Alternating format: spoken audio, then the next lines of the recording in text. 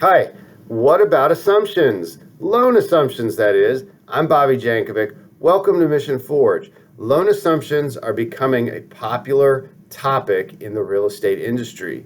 They haven't really taken off yet, and there's going to be a learning curve for everybody involved. Remember the days where REO was big or where short sales were really common? And it almost took a joint effort. I mean, every transaction is a joint effort, but more than ever, if we start getting into assumables and a lot of assumptions, there's going to be a lot of sort of partnering up and working together on the grand goal rather than focusing so much on individual principles, like the principles of the transactions. Are going to have to let go of some of those negotiations and focus more on getting to the end goal, which is closing an assumed deal. Well, think about it from a perspective of, is my client a buyer or a seller? Well, right now, let's start with the sellers. It's not really a hot market for me to communicate with my sellers. I'm sorry, it is a hot market, but it's not really a prime market for me to convince my sellers to put out there that they would do an assumption. Truth is, probably if everybody was educated right now, there would be more out there. I'm thinking one example, there's one in my office where the sellers said, hey, I'd like this to be assumable. And there's some significant cost savings there if the right buyer comes along. And it's in the neighborhood of $650 a month to the right buyer. But the other side of that is the owner of the property is giving up some stuff. They're potentially giving up their eligibility for using that VA again if they give this assumption to a buyer who doesn't have their own. So that could be a problem.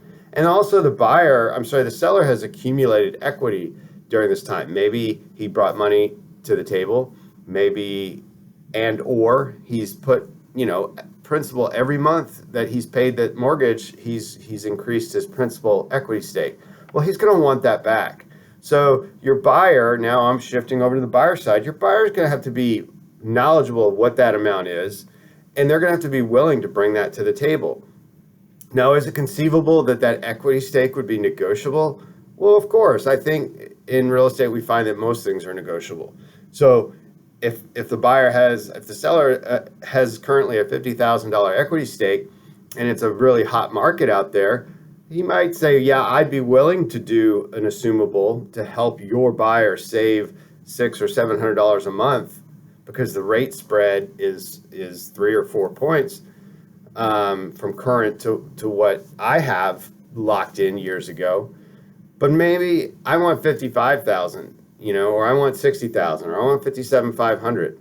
And it could be the flip side. I think when we see if we were to see market conditions go down, where sellers are looking for the buyers, where's my showings, where's my offers, where's my buyers?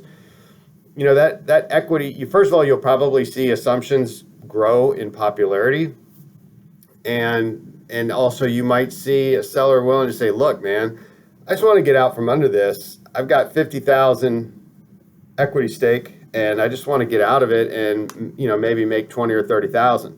So you can see it go both ways, and of course, it could just go even playing field.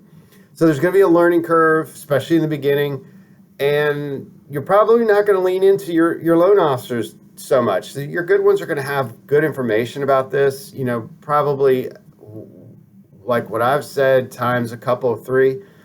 But they're not really involved. Your seller is going to have to go to the lender, the current loan servicer, and say, may I do this? Can I put this out there? And there's a form in your local MLS that you would almost fill out like you would a POA disclosure and share that with the buyer's side so that the buyer's agent can start saying, hey, look, this guy's going to be expecting 75K equity stake. Does that even ring true for you, Mr. and Mrs. Buyer? Are you even able to come up with 75K? And if not, are you going to get a second on that to cover that? Will the loan servicer allow a second? So there's all sorts of things to bone up on, so to speak. But if I'm working for a buyer and they're insistent on me in today's market finding them an assumable situation, I've got to educate them. It's probably just not going to happen. Not when there's 3 or 4 other buyers willing to line up and bring their own financing and go traditional. So thanks for joining me on Mission Forge. Learn a little bit more about assumables. And hey, please like and comment below, and don't mind subscribing. Thank you.